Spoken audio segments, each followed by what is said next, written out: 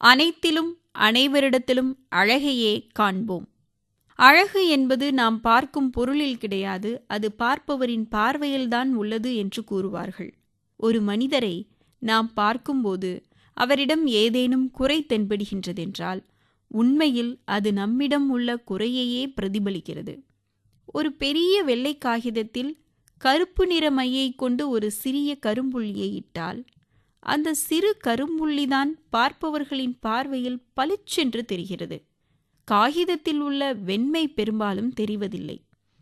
இன்றைய உலகில் மனிதர்கள் ஒருவரை மற்றவர் குறை கூறுவது மிகவும் சகஜமாகிவிட்டது. குறை கூறுபவரிடம் அகந்தையும் தற்பெருமையும் உள்ளது. அவர் கூறும் வார்த்தைகளில் ஓரளவு உண்மை இருந்தாலும் பொறாமையின் சாயல் நன்கு தென்படுகிறது. அவர் தன்னை விவேகமானவர் என்று கருதி கொண்டு மற்றவரை பற்றி தாழ்வாக பேசுகிறார், குற்றம் சாட்டுகிறார், தன்னை உயர்ந்தவராக காட்டிக்கொள்ள முற்படுகிறார். மற்றவரை எவரேனும் புகழ்ந்து பேசினால் அவர் எரிச்சலடைகிறார். வெறுப்பு, விரோதம் போன்ற உணர்ச்சிகளால் பாதிப்படைகிறார். தவறு செய்யும் ஒருவரை திருத்த வேண்டும் என்ற நல்லெண்ணம் கொண்டவர் அவரை பற்றி மற்றவர்களிடம் குறை கூறாமல் நேரடியாக சம்பந்தப்பட்டவரிடமே பேசுவார்.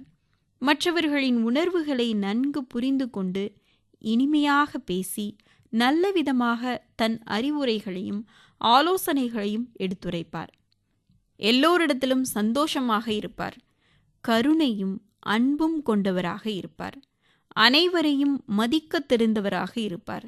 தன் கண்களினால் காணும் அனைத்திலும் அனைவரிடத்திலும் அழகையே காண்பார். சிந்தனை துளி. ஒருவரின் மனம் சந்தோஷத்தால் நிரம்பியிருக்கும் போது அவருக்கு இந்த உலகம் அழகாக காட்சியளிக்கிறது.